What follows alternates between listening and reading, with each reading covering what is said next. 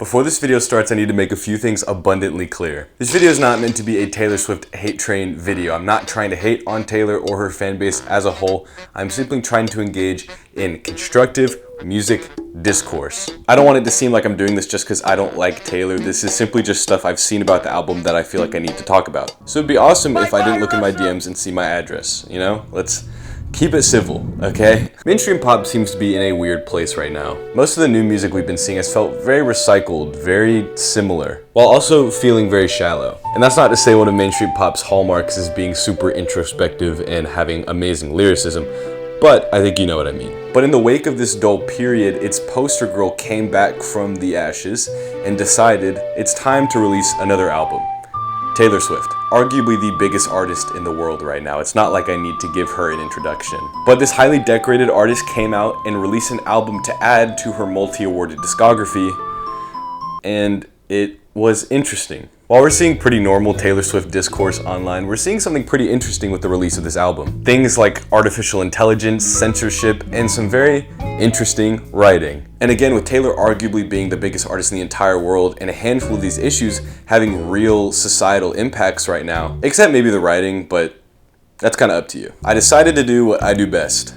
Set up my tripod and talk about it, because what else am I here for? In this video, we're going to talk about the life of a showgirl and how it hasn't really lived up to the themes that Taylor put it to. And then also just the shady things that are happening behind the scenes and promotion for this album. If you're new around here, my name is Henry, I love music, and this is where I talk about it. I post videos like this all the time about artists, albums, music in general. If you are a fan and you enjoy watching, you should subscribe. If you'd like to support the channel even more, consider being a member. I'll put your name in really big letters on this wall right here. But without further ado, let's see if Taylor really showed us what the life of a showgirl is really like. That was a good enough transition. Let's go.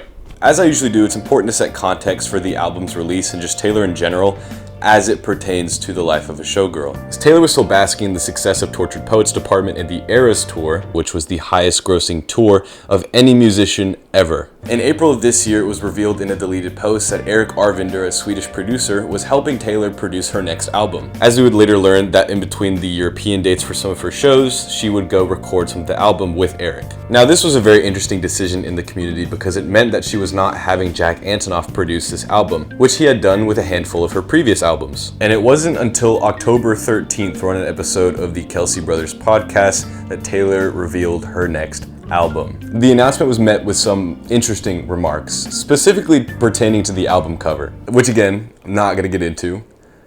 You can have your own opinions. But the album was given an October release date, and there's really nothing more to say. It was released last Friday. There were the usual glitz and glams of a Taylor Swift release. There were multiple versions of the LP. There was an official release film that was played in, I believe, over 100 theaters. And it was made to be this big spectacle, as the release of her albums usually are. But it's not the lead up to the release of this album that I need to talk about. It is the post-release of this album. The bulk about what I want to talk about in this section is the promotional material she's been releasing to support this album, but I do want to spend a little bit of time to talk about the album itself. The album cover, the promotional material, and the just name of the album made it seem like Taylor was making an album to combine the style of the glitz and the glam from the early 1900s into her own personal life as a performer, somehow relating the two concepts into how her life operates right now. Now, if you listen to the album, this was not the case. The visual aesthetic of that early 1900s like ballroom style was simply that, a visual aesthetic.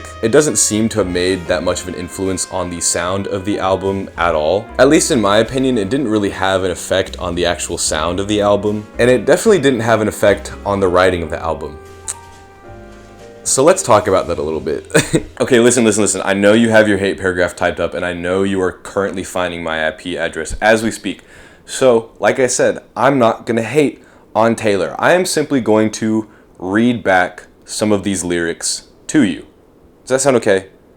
Let's do that. Every joke is just trolling and memes. Sad as it seems, apathy is hot. Every eldest daughter was the first lamb to the slaughter. So we all dressed up as wolves and we looked fire. Okay, you're right. I'm picking too much from one song.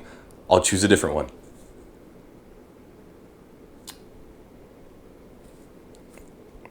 Some things are just left better unsaid.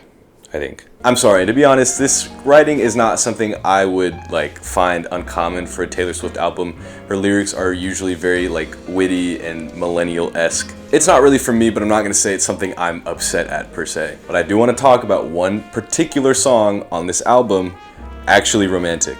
Listening to the song, hearing the lyrics, it's very obvious that this is a Charli XCX diss track. I think you could, if that's what you want to call it. Charli talked about Taylor on her song Sympathy is a Knife, and there's a song on Brat called Everything is Romantic, so I'm just assuming that this is somewhat of a response to her. And talking about their beef is not the point of this video, but I do want to point out one particular line. I heard you called me boring Barbie when the got you brave. Oh that's the first line of the song. She ulted immediately, and I think that is so funny. From what I understand, Sympathy is a Knife was just Charli talking about how she doesn't feel like she's ever going to live up to the like success and fame of Taylor Swift, and then Taylor just made fun of her for doing drugs. Again, not important, just thought it was really funny. Like I mentioned earlier, the, I guess, lackluster writing of this album is not something that I'm upset about, and most people aren't. A lot of people find it cringy, a lot of people just think it's not for them, but that's mostly normal Taylor Swift discourse. But it's that in combination with some of the promotional material that she's released for the album that have caused people to view this whole project differently. As part of the album's release, Taylor had started essentially an ARG online. Searching her name on Google would show the prompt 12 cities, 12 doors, 1 video to unlock, prompting fans to find these doors and unlock the video. These doors came in the form of physical doors throughout the world with QR codes on them where people would scan them and find short promotional videos unlocking a bigger video as a whole. And it's these promotional videos in particular that are causing a big stir online. Throughout finding all of these videos, watching them, and not even meticulously dissecting them, just looking at them, it became very clear that something wasn't right. Before I get there, I just want to say that everything is alleged. Nothing has come out. Taylor has not admitted to any of this stuff, so I have to say it's alleged. It may look 100% like what I'm about to say, but it is alleged, okay? Let's just keep the ball rolling. As these videos were coming out and people were watching them, it was becoming very clear that AI was used to make some of, if not the entire videos. Whether that was because the text on some of the buttons was wrong or changing, or the light coming in from the windows did not match the windows at all. And it may have been because the dumbbells were all misshapen and weird, but all of those things together made fans, I guess, realize that this was not real. AI has been an insane topic in just society in general recently.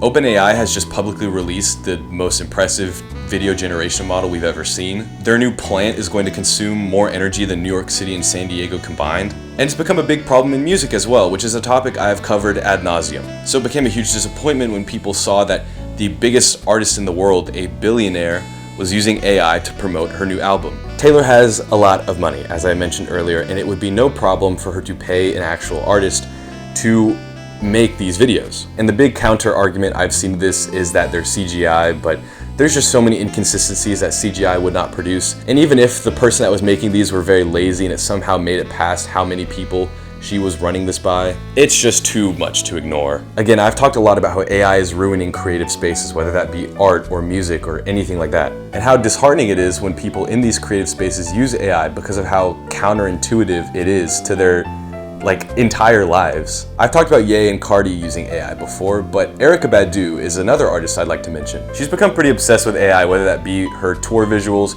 her promotional material, or even music videos with collaborators like The Alchemist. But it's always a big shocker when an artist of Taylor's caliber kind of feeds into this issue. And again, everything's alleged, even though the term Taylor Swift AI is currently disabled on Twitter.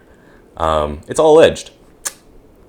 It's all alleged. Yeah, that's a real thing. The search Taylor Swift AI is currently disabled on Twitter, which is just fueling the fire even more. It's screaming cover up, it's screaming censorship, it's screaming, I don't want to talk about this. Which again is very interesting for an artist of Taylor's caliber, because if this is AI, there really is not really that many repercussions she would face. I feel like a lot of her fans would argue in favor of her anyways, but still, it's very interesting.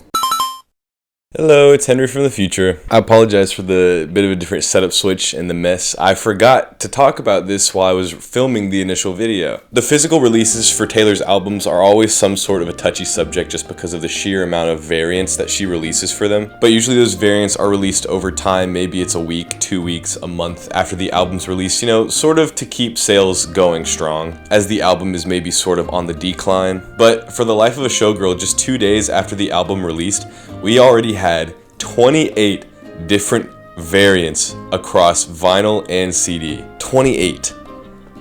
28. Just really think about that number. Now, I want to remind you that vinyl and CD variants are not something new. Artists do it all the time, whether it's for collectors, maybe it's just some special colors, maybe there's some bonus content. Variants are not something new. And they're certainly not new to Taylor Swift. Like I mentioned earlier, this has been some sort of a touchy subject for her. And while 28 may not seem like that big of a number, I want you to really put this into perspective. I believe the regular market price for the vinyl is $35, and for the CD, it's I think somewhere between $12 and $15. Just for the standard version, so all of the recolors of both products are $35. Now, if you want special editions or deluxe editions of these albums, they're going to cost even more than that. So whenever you tally up that across 28 different items, that is a lot of money. And obviously the average Taylor Swift fan is not going to buy 28 different products of the same thing. But let's say you're some sort of a completionist and you want the definitive physical version of the life of a Showgirl listening experience. Some variants have voice recordings before the songs, some variants have separate songs entirely, some variants have acoustic versions of those songs. So if you want the entire experience, depending on what medium you listen through, it's gonna run you a lot of money. And again, I'm already talking about how this album seems like a bit of a phoned-in cash grab, especially from the biggest artist in the entire world. So for this artist to be doing something like this is just so very interesting. Plus, not to be that one friend who's too woke, but Taylor Swift has already been under fire for like her egregious amount of carbon emissions for her private jet use. This is on a similar vein. It's kind of like your one homie that has 10 pairs of Japanese selvage denim, 8 of which are not broken in. The market is just being flooded with these records, which either leads to them getting dumped or some crazy group of Swifties buying the entire thing. Again, not a jab at you Swifties. Love y'all. But it's just super interesting to see from a consumer perspective, like, what the point of all of this is, I guess. Anyway, sorry for the interruption, just realized I hadn't mentioned this in the actual video. We can go back over to the green screen. So with all this in mind, it's kind of painting this really unsavory picture for Life of a Showgirl. Lackluster writing, interesting production, and AI-generated promotional material is just making this feel like a phone-in. Again, you have the biggest artist in the entire world, a billionaire who is serving up this very interesting, weird era of her career. One that is just ringing the bells of laziness and unproductiveness. And I've mentioned this a million times in the video. I don't want to make it seem like I'm hating on Taylor Swift as a person or for her career. She has proven herself as a very, very good artist, which in my opinion is just adding to the weird and unsavory feeling from this entire project. But could I be looking way too much into this? Of course. Could it be something completely different? Of course. But is this what it all looks like right now? Yes. I love to be proven wrong on this channel when it comes to speculations, especially ones that kind of have a negative connotation to this. So if Taylor comes out and shows that none of this was AI and all this fun stuff, that's awesome. That's fine. But as someone who truly loves music and the creativity and the space and community that it has cultivated, it's always very disheartening to see big artists of this caliber using things like AI or just making it seem like they're trying to pull a fast one over their fans. But at the end of the day, I'm just a dude, so you can take all this with a grain of salt. I'm just hoping that this era is something that everyone can learn from and that she doesn't use AI anymore. Boom. Problem solved. But that's going to be it for today. If you enjoyed the video, please feel free to subscribe. I have a whole backlog of videos that you can go enjoy. I upload every 1 to 2 weeks, so make sure you turn the notification bell on so that you don't miss any of my videos. And I have some really cool things coming up, so I want to thank everybody that has subscribed, has been rocking with me for this long. I really do appreciate it. You will not regret subscribing. But anyways, thank you so much for watching. I will see you next time. Goodbye.